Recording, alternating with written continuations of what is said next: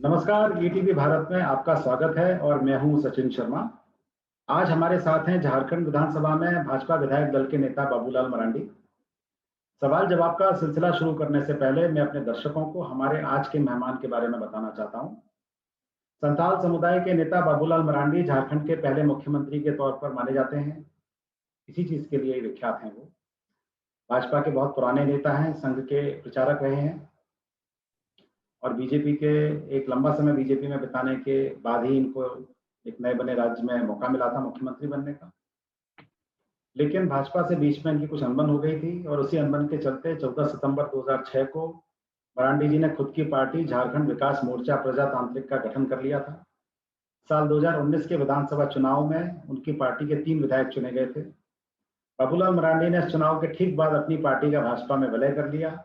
17 फरवरी 2020 को अमित शाह की मौजूदगी में बाबूलाल मरांडी एक बार फिर भाजपा में आ गए। भाजपा ने उन्हें विधायक दल का नेता भी चुना, लेकिन विधानसभा अध्यक्ष ने फिलहाल उन्हें नेता प्रतिपक्ष का दर्जा नहीं दिया है। इस पर अभी जद्दोजहद जारी है। खैर, मरांडी जी, आपका हमारे शो में स्वागत है और आपसे सवाल जवाब का सिलसिला हम शुरू करते हैं। मेरा पहला सवाल आपसे है कि मजबूत लोकतंत्र के लिए विपक्ष का मजबूत होना भी बेहद जरूरी है। झारखंड में भाजपा विपक्ष की भूमिका में है। आप और आपकी पार्टी हेमंत सोरेन सरकार के कामकाज को कैसा आंकती है? लगभग 1.5 साल हो गया। खासकर कोरोना से निपटने में सरकार कितनी सफल रही और विपक्ष के रूप में भाजपा ने क्या किया?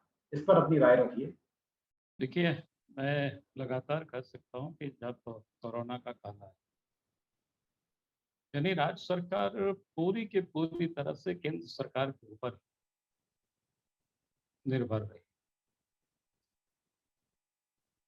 जब कभी-कभी जब केंद्र सरकार ने सब कुछ अपने हाथों काम ले रहे थे, तो देश में जितने भी अपोजिशन पॉलिटिकल पार्टी के लोग हैं, उसमें से मुख्य विरोधी दल कांग्रेस पार्टी है, तो उन्हीं का ये भी अनुसरण कर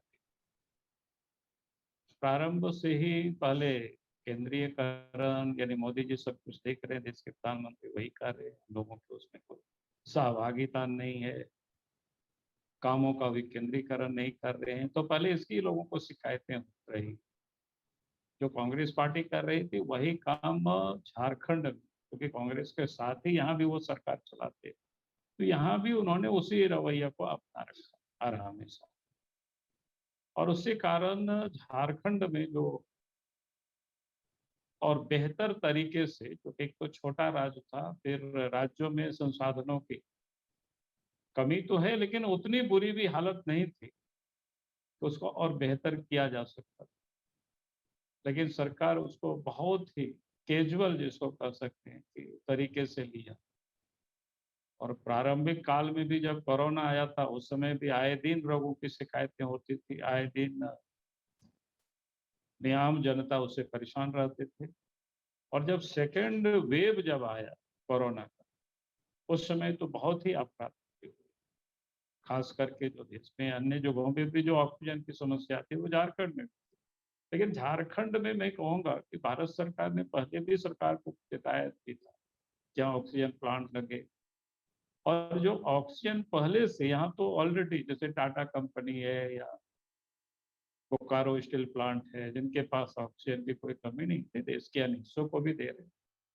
लेकिन सरकार ने जो उसको व्यवस्थित तरीके से, उसका समय रहते उसका ठीक प्रकार से अगर व्यवस्थित करता, मैनेज करता, तो मैं समझता हूँ कि जितनी यहाँ झारखंड में लोग उस समय मृत्यु हुई है कोरोना के कारण, आपने देखा होगा, अगर पीक पॉइंट जब था कोरोना, तो झारखंड में सबसे अधिक लोग उस समय मर गए। तो ये दुखद है, यानी हमारे पास सब कुछ होने के बावजूद सिर्फ और सिर्फ सरकार की जो मिस मैनेजमेंट जिसको कह सकते हैं, उसके कारण से यहाँ मरांडी जी, बहुत। विपक्ष के तौर पे आपने क्या किया? इसी में मेरा एक दूसरा सवाल नहीं, था। विपक्ष के तौर पर हम सब लोगों ने आवाज उठाते रहे, और अपने स्तर पर पार्टी ने प्रारंभिक जब कोरोना प्रारंभ हुआ था, उस समय अपोजिशन पॉलिटिकल पार्टी जिसको कहते हैं सेवा, पार्टी का जो मूल मंत्र है सेवा ही संगठन है, तो उसको हम लोगों ने लगातार किया। अब दोबारा भी जब कोरोना आया, तो उस समय भी कार्यकर्ता ने अपनी जोखिम उठा, जितना लोगों को सहयोग हम दे सकते हैं, लेकिन जो दूसरा जो कोरोना का जो कालखंड, वो थोड़ा बिना हॉस्पिटल के संभव ही नहीं हो सकता था, क्योंकि ऑक्सीजन की कमी, वेंटिलेटर की या आईसीयू की, तो ये सारे बेड उपलब्ध कराना जो पार्टी की ओर से बन सकता था, वो पार्टी ने किया और मराठी लगातार जी, किया। आपने अपने अपने इसी जवाब में एक छोटा सा शब्द बीच में इस्तेमाल किया, कैजुअल, कि उसने कैजुअल लिया। इसी प्रकार का एक वादा मुझे याद आ रहा है, देखते हैं आप उस शब्द का वापस इस्तेमाल करते हैं कि नहीं, कि आपकी महागठबंधन सरकार जो इस समय चल रही है झारखंड में, इसने अपने घोषणा पत्र में 1 साल में 5 लाख रोजगार और नौकरियां देने का वादा किया था। इसके अलावा बेरोजगारी भत्ता देने का भी वादा किया था। आपकी नज़र में अब झारखंड में, क्योंकि 1.5 साल का आपको भी समीक्षा कर रहे होंगे आप, आपकी नज़र में अब राज्य में नौकरी की स्थिति कैसी है? क्या सरकार ने अपने ये सब वादे पूरे कर दिए? देखिए, इसका तो हम लोग बार-बार आवाज़ उठाते रहते हैं। सरकार ने जैसे आपने कहा ना कि 5 लाख लोगों को नौकरी देंगे, वो तो पूरा वो भी नहीं किया। उसकी बात छोड़ दीजिए पूरा करने की, जो पहले से कॉन्ट्रैक्ट पर लोग काम कर रहे, उन सब लोगों को भी काम से सरकार ने हटा दिया और नए सिरे से फिर वैकेंसी निकाला। वो लोग बेचारे यहाँ से वहाँ आंदोलन करते रहे और जब आंदोलन करे तो उन लोगों का डंडा चला। अब इस कोरोना के काल में भी जहाँ सरकार से, या सरकार भी कहती है कि भाई प्राइवेट कंपनियों को भी कहती है कि भाई इस समय आप लोगों को नहीं हटाइए, लोगों की तकलीफ की घड़ी है, संकट की घड़ी। लेकिन झारखंड सरकार नए लोगों को तो रोजगार दिए नहीं, बल्कि जो लोग काम कर रहे थे उन लोगों को भी हटाए। फिर कुछ क्षेत्र तो ऐसे हैं जैसे पंचायत सेवक वगैरह, पिछली सरकार के समय में उन लोगों का जो परीक्षा भी हो गया, मेरिट लिस्ट भी बन गया, जितने भी साक्षात्कार हो सकते हैं, जो प्रक्रिया होती है, उसको भी लोगों ने पूरा कर दिया। सिर्फ उनको रिजल्ट निकालना और अपॉइंटमेंट लेटर लोगों को देना, लेकिन उसमें लगभग 3-4 हज़ार बच्चों को जॉब मिलने वाला है। लेकिन सरकार ने उस मामले को भी लटका करके रखा। तो कुल मिलाकर के जो नियोजन का जो मामला है, फिर पारा टीचरों के बारे में भी कहा था उस समय कि हम सबको स्थायी कर देंगे, लेकिन वो काम भी नहीं किया। तो इस प्रकार से फिर भत्ता देने की जो अभी बात आपने की, पहले कहा था कि स्नातक, स्नातकोत्तर जो बच्चे हैं, उनको हम 7,000 5,000 रुपया हम भत्ता देंगे, लेकिन आप तो उस पर भी चुप लगा दिए। ये सही पिछले बात साल है, उन्होंने, और ये वाली मेरे ख्याल से सरकारों के पास बहाना है कि उनको जीएसटी का अपना पोर्शन नहीं मिला केंद्र सरकार से, और उनके पास भी आवक खत्म है, तो जावक कैसे होगी रुपयों की, अपना अपना बहाना है, ये आप खैर जानते ही हैं। और रोजगार पर तो भीषण संकट है। लेकिन इस बीच में एक राजनीति, एक पैरेलल चल रही है जिसमें आप भी इन्वॉल्व हैं। चूंकि आदिवासी राज्य है, आदिवासी बहुल है, ट्राइबल एडवाइजरी कमेटी के गठन पर राज्य में खूब राजनीति होती रही है। 22 जून को टीएससी का गठन कर दिया गया था। आपके भाजपा के भी उसमें 3 विधायकों को सदस्यों के तौर पर शामिल किया था। सूची में आपका भी नाम है, लेकिन आप इस मुद्दे पे नाराज हैं। परसों जो बैठक हुई, उसमें भी वो नाराजगी दूर नहीं हुई। तो क्या है, मतलब किस बात का ऐतराज है और कब खत्म होगा आपका ऐतराज? देखिए ऐतराज बिल्कुल स्पष्ट है। पहले भी जब सरकार ने टीएससी गठन करने की प्रक्रिया शुरू कर रही थी, तो 5वीं अनुसूची में जो भारत का संविधान है, उसमें से राज्यपाल को अधिकार दिया, लेकिन इन्होंने राज्यपाल से अधिकार को छीन कर, यानी एक प्रकार से असंवैधानिक उन्होंने काम। विरोध इस बात की, जब सरकार कोई भी असंवैधानिक काम करेंगे, उसको हम कैसे साथ दे सकते हैं। और इसीलिए हम लोगों ने, जो भारतीय जनता पार्टी की ओर से हम लोग 3 विधायक, तो हम सबने तय किया, पार्टी बैठ करके हम सब लोगों ने तय किया कि भाई सरकार अगर कोई गैर संवैधानिक काम करे, तो ऐसी हालत में हम उनको कैसे साथ दे सकते हैं। अगर हम उसको साथ देते हैं तो फिर ये परंपरा आगे बढ़ेगी और फिर ये वो गलत होगी। तो इसी आपको कारण मैं से हम सब टीएससी ने कहा टीएससी से मुझे याद आया, आप क्रांतिकारी व्यक्ति हैं और आप कई मुद्दों को आपने उठाया है। धीरे-धीरे मैं उन सब मुद्दों को याद दिलाऊँगा। आपको देख के कोई कह नहीं सकता कि आपके अंदर इतनी ज्वाला है। आपने बीच में झारखंड में ट्रांसफर पोस्टिंग का आपने आरोप लगाया था कि उद्योग चल रहा है। आपने सरकार के संरक्षण में बालू की अवैध ढुलाई का भी आरोप लगाया था।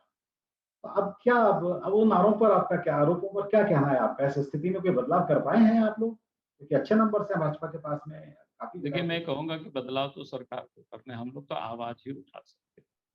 लेकिन आज मैं ये कह सकता हूँ कि झारखंड में लीगल काम तो यहाँ हो नहीं रहा है। अधिकांश काम जो जिसको कहते हैं ना इल्लीगल हो रहा है। हुँ। चाहे वो बालू का हो, चाहे पत्थर हो, चाहे आयरन ओर हो, चाहे कोयला हो, भाई इस राज्य की सरकार आप याद करिए, जब राज्य सरकार बनी झारखंड में, तो पहले आयरन ओर की माइंस उन्होंने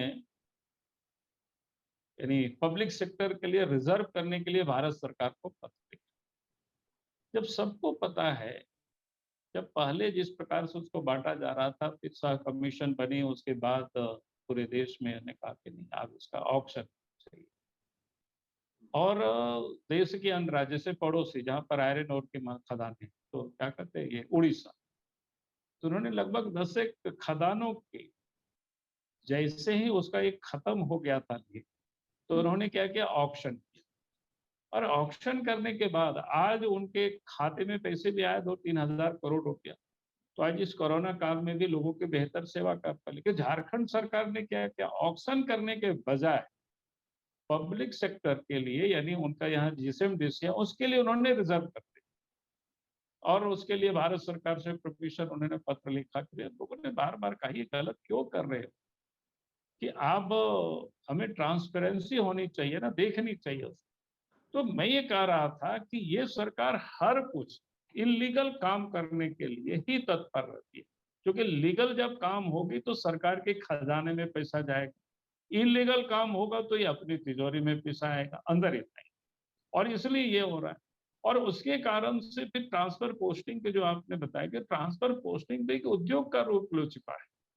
अब आए दिन सब जगह चर्चाएं होती है, हर किसी को पता चलता है कि भाई ये यहाँ उद्योग तो सब एसपी सभी डीसीपी। ये उद्योग तो मरांडी जी सभी राज्यों में चल रहा है, भले वो कोई भी शासित हो। लेकिन मैं ये नहीं, जानना मैं चाहता हूँ। बाकी जगह तो मैं जाता नहीं, उसलिए नहीं पता है, लेकिन मैं जहाँ हूँ वहां मैं जानता हूँ। और इस राज्य में चूंकि मैं मुख्यमंत्री रह चुका हूँ, और हाँ मैं हाँ दावे बिल्कुल। के साथ कह सकता हूँ, कोई भी व्यक्ति, कोई भी अफसर ये हम्म, खड़े होकर के बता दे कि बाबूलाल मरांडी सीएम थे और किसी डीसी से, किसी एसपी से कि ट्रांसफर पोस्टिंग में या विकास योजनाओं में कोई इंजीनियर से हमने कोई कमीशन लिया हो, या कोई भी उद्यमी बता सकता है कि मेरा फाइल रोक करके हमसे इन्होंने पैसा मांगा हो, तो मैं राजनीति छोड़ दूंगा। मरांडी जी, क्योंकि अच्छा मैं आप तो आज झारखंड दावे के के पहले साथ इसलिए मुख्यमंत्री मैं कहता आप। हूं कि मैं जिस प्रकार से ये करप्शन है इस राज्य के अंदर, और सरकार हर काम इलीगल काम कर रही है, तो ये बड़ी तकलीफ होता है, दुख होता है। मरांडी जी, आप झारखंड के पहले मुख्यमंत्री रहे हैं। 2000 में इसकी राज्य की जब गठन हुआ था, 20-21 साल हो गए।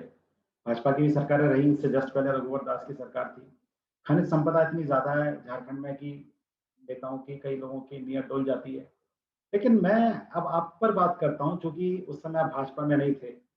साल 2016 का एक जिन अभी भी, एक जिन भाजपा के गले की अभी भी एक फांस बना हुआ है। वो क्या चीज है, राज्यसभा चुनाव में वोटों को प्रभावित करने के मामले में आपने एक ऑडियो सीडी जारी की थी, चुनाव आयोग में शिकायत की थी। अब आप भाजपा में हैं, अपने ही बनाए फंदे से इस भाजपा को कैसे निकालेंगे? बड़का गांव कांग्रेस विधायक जो निर्मला देवी है, उस वाले संबंध में बात कर रहा हूँ, आप समझ ही गए। देखिए, उसमें हमारा कोई बहुत अधिक उसमें मेरी भूमिका नहीं। आप सबको पता है कि हम एक पॉलिटिकल पर्सन, अगर आप भी कोई दस्तावेज के साथ हमारे पास शिकायत करेंगे, तो हमारा क्या दायित्व बनता है, क्या फर्ज बनता है? हम संबंधित विभाग को, हम उस दस्तावेज को हम अग्रसरित करेंगे। जांच करना तो उनका काम है, हमारा काम नहीं। उस वक्त हमें योगेंद्र साहू जी ने दिया, उसमें क्या सच्चाई है क्या नहीं है, हमने इलेक्शन कमीशन को लिखा। अब उसमें से जांच हो बाकी हो, इस विषय है। इतना हम जरूर कहेंगे कि कोई भी काम पॉलिटिकल मैंडेट होकर के, यानी प्रतिशोध के भावना में कोई काम नहीं होना चाहिए। निष्पक्षता से जांच होनी चाहिए, उसकी सत्यता क्या है, उसकी नहीं है, ये सारी चीजें होनी चाहिए। तो उस पर राजनीति करने की कोई मतलब नहीं है। हमने कहा कि भाई पॉलिटिकल पर्सन इतना ही करता है कि आवाज उठाते, तो हमने उस वक्त वही काम किया, आज भी वही काम मैं करता हूँ। कि आज भी हमें बहुत सारे जनता भी आती है, हमें आवेदन देते हैं कि भाई ये गड़बड़ हो रही है, तो हम क्या करेंगे, हम तो कोई जांच हालांकि उस एजेंसी भी वजह से नहीं है। आज भी वो दोनों पति पत्नी, साहब जी और उनकी वाइफ दोनों मतलब राज्य से बाहर हैं, भोपाल में रह रहे हैं। हालांकि उनकी बेटी अभी विधायक बन गई है। खैर, देखिए, मैं वो तो इससे मामला कोर्ट की ओर से हुआ है ना, कि उसमें तो मैं नहीं समझता हूँ कि सरकार उसमें कोई जिम्मेवार है। जी क्योंकि जी। आज भी कोर्ट, अभी 1.5 साल तक तो अभी इनकी सरकार है, हाँ, तो मामला मामला चल रहा कोर्ट है, में है, तो अब ये कोर्ट सारे में है। सरकार को देख। लेकिन आपको श्रेय जाता है, आपने उस चीज को सबके सामने लाया। तो नहीं, मैं तो झारखंड इतना ही मैंने कहा ना कि एक राजनीतिक आदमी तो मैं इतना ही कर सकता हूँ, उससे अधिक मैं कुछ भी नहीं कर, क्योंकि मैं जांच एजेंसी नहीं। अभी भी हमें आवेदन लोग देते हैं तो मैं सरकार को अग्रेसित कर देता हूँ, मुख्यमंत्री को तो कर देते हैं या संबंधित विभागों को कर देते हैं कि भाई इस पर जांच करो, देखो क्या है बात। मराठी जी, आप अपनी पुरानी पार्टी में हैं, आप संघ के पुराने कार्यकर्ता रहे हैं, बीजेपी के भी बहुत पुराने कार्यकर्ता हैं। झारखंड के उपचुनाव में जो अभी हुए हैं, दुमका, बेरमो और मधुपुर में गठबंधन पार्टियों ने अच्छा परफॉर्मेंस किया, अपनी सीटें निकालने में सफल रही, जबकि भाजपा को झटका लगा। और आपके इन उपचुनावों से पहले मुझे याद आ रहा है, झारखंड के जो प्रदेश अध्यक्ष हैं भाजपा के, दीपक प्रकाश, उन्होंने कह दिया था कि 2 माह के भीतर झारखंड में सरकार गिर जाएगी, हेमंत सोरेन की, और भाजपा की सरकार बन जाएगी। उस दावे का क्या हुआ? क्या 5 राज्यों के जो चुनाव नतीजे आए थे उसके बाद में भाजपा के तेवर ढीले पड़ गए? देखिए, पहली बात तो मैं कहूँगा कि इस प्रकार की जो बातें होती हैं कि चुनावी और राजनीतिक बातें होती हैं। आप बताओ कि अगर हमें कोई सरकार बनानी हो तो इसके लिए कोई सार्वजनिक रूप से कोई बोलेंगे? तो ये तो कोई भी व्यक्ति समझ सकता है। प्रदेश अध्यक्ष है तो इस भाजपा के, प्रकार इसलिए की जो कोई बातें आम होती है आदमी वो बोलता तो मैं राजनीतिक ध्यान भी नहीं होती देता। है, तो इसलिए इस बात को उस रूप में कभी भी नहीं लेना चाहिए। अगर कोई काम करना होता तो आदमी चुपचाप करता है ना। अगर कोई व्यक्ति मन से बोल रहा है कि भाई चलो हम 15 दिन में सरकार बना लेंगे, तो आदमी समझ सकता है कि अगर कुछ करे तो फिर वो मन से नहीं बोल सकता है। इसलिए हमने कहा कि ये सारे जो है ना राजनीतिक बयान होते हैं, इसलिए इसको अन्यथा नहीं लेना चाहिए। मतलब ये आप भी मानते हैं, मैं तो मानता ही हूँ, आप भी मानते हैं कि लूज टॉक थी वो दीपक प्रकाश जी की?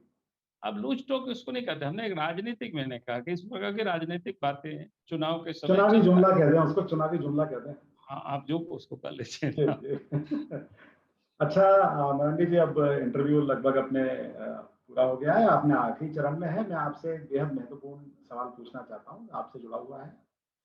लेकिन इस सवाल को पूछने से पहले मैं अपने दर्शकों को थोड़ा सा ये बताना चाहता हूँ, जो इस इंटरव्यू को देख रहे हैं और जिन्हें बैकग्राउंड नहीं पता, कि 2019 के झारखंड विधानसभा चुनाव में मरांडी जी की तत्कालीन पार्टी झारखंड विकास मोर्चा प्रजातांत्रिक के 3 विधायक चुने गए थे। लेकिन मरांडी जी भाजपा में आना चाहते थे। दल बदल कानून से बचने के लिए उन्होंने अपने विधायकों प्रदीप यादव और बंदूक तिर्की को अपनी पार्टी से निकाल दिया और पार्टी का भाजपा में विलय कर लिया। इनके दोनों विधायकों ने बाद में कांग्रेस ज्वाइन कर ली। मरांडी जी के इस कदम को चुनाव आयोग का भी साथ मिल गया, लेकिन विशेषाधिकार के चलते विधानसभा अध्यक्ष रविंद्र महतो ने पेच फंसा दिया है और मरांडी जी को नेता प्रतिपक्ष का दर्जा नहीं दे रहे। मरांडी जी, मेरा आपसे यही प्रश्न है, बल्कि झारखंड के लिए भी एक बहुत बड़ा सवाल है, कि मौजूदा सरकार के करीब 1.5 साल बाद भी नेता प्रतिपक्ष नहीं है। आपका मुद्दा अगर विधानसभा स्पीकर के पास विचाराधीन है, तो क्या भाजपा के पास कोई दूसरा चेहरा नहीं है, कि भाजपा की ऐसी जिद है कि आप ही बनेंगे? इसे आप किस नजरिए से देखते हैं? क्योंकि मैं तो यहाँ कई राज्यों को देखता हूँ यहाँ पे रह के, और मैं देखता हूँ कि ऐसा कहीं नहीं है कि नेता प्रतिपक्ष नहीं हो 1.5 साल बाद भी चुनाव। देखिए, ये तो सरकार को तय करना है, विधानसभा अध्यक्ष को तय करना है।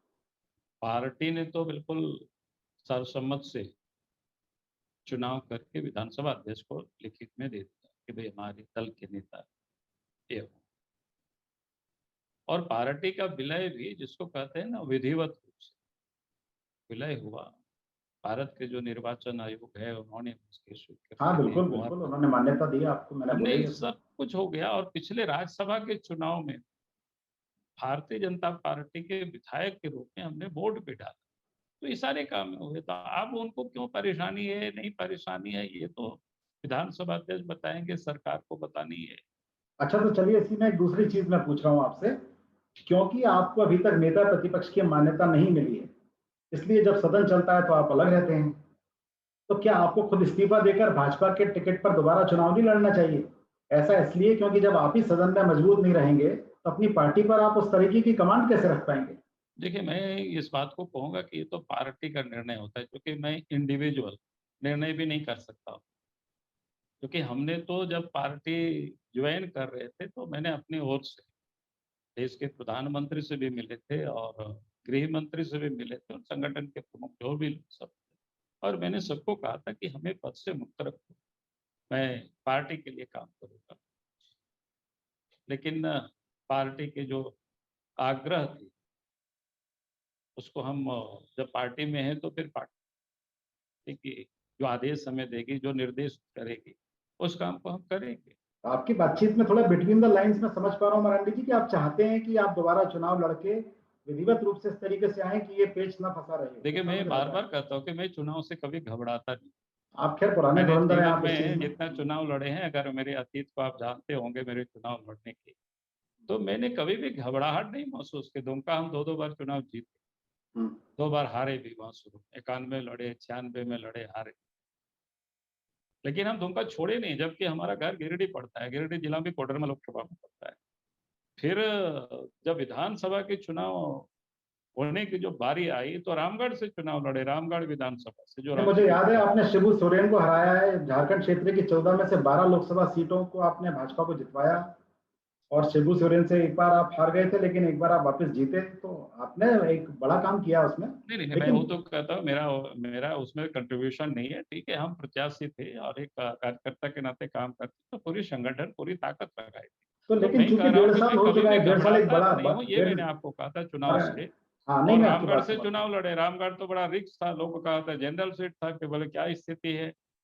और बहुत कम बीजेपी वहां जीती थी सीटें, उस जगह पर 1-2 बार जीती है सीट। लेकिन वहां से जो ये खाली हुआ था, उस समय भी हमको कैलाशपति मिश्र थे, आपको पता होगा, तो उन्होंने हमको काफी मना किया, बोला कि नहीं, दूसरा कैलाशपति सीट मिश्र लड़ो। जिन्होंने भाजपा को बिहार में तो फिर मैंने जमाया। वहीं से चुनाव लड़ा। और फिर 2004 में हम कोडरमा से चुनाव लड़े, लोकसभा की। उस समय भी सब लोग मना कर रहा था, ये तो जनरल सीट है, पता नहीं क्या होगा। हमने कहा कि चिंता मत करो, सीट जीतेगी।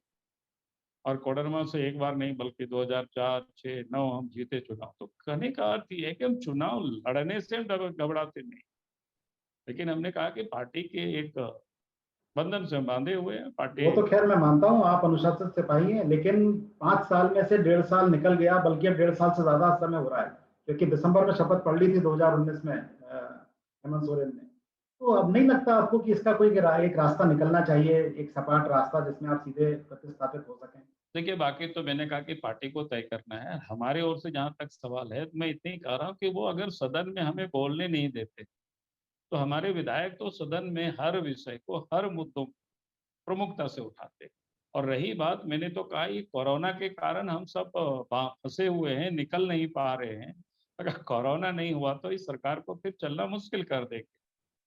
आप जानते चलिए। होंगे, अगर हमें, तो मैं तो फील्ड में इतना घूमता हूँ, इतना चलता हूँ, और जी। जितने भी प्रकार के मुद्दे हैं सब मैं जान रहा हूँ, कहाँ क्या हो रहा है, नहीं हो रहा है। देखिए, हमने कहा कि कोरोना के कारण हम भी बांधे हुए हैं, कि हम निकल नहीं पा रहे। इसलिए सरकार वो हमें मान्यता वहां नहीं दे सके। हम जनता तो आज भी हमें मानती है, भारतीय जनता पार्टी हमें मानती है कि भाई लीडर है हमारी। हमारे लिए तो यही बहुत बड़ी गौरव की बात। हमारे लिए ये, उन्होंने हमें नेता प्रतिपक्ष की मान्यता दे रहे हैं कि नहीं दे रहे हैं, उस कारण से जन मुद्दों में कहीं कोई कमजोरी हम नहीं आने देंगे। उसकी लड़ाई को हम सड़कों बढ़िया, पर लड़ेंगे। बढ़िया मरांडी जी।